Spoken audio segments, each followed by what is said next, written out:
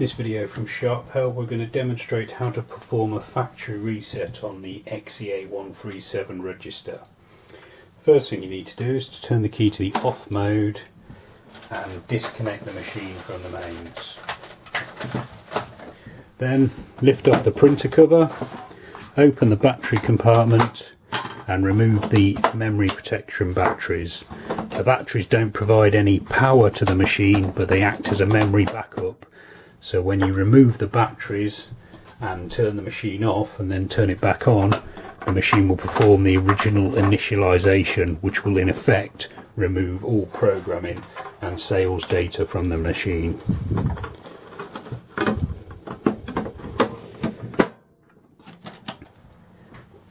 We now reconnect the machine to the mains. You get a little dot appearing on the display. Turn the key to reg, you get the low battery message appear here on the display. If we ring through a sales transaction now, we'll have no department information. The saved receipt header, so that was my previous receipt header, but it had already printed before I'd wiped the machine. So you've now got thank you for your purchase. The date's gone back to the 1st of January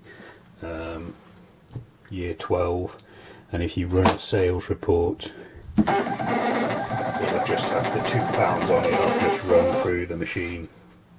So that's how to perform a factory reset to clear all sales and programming data from an XEA137 register.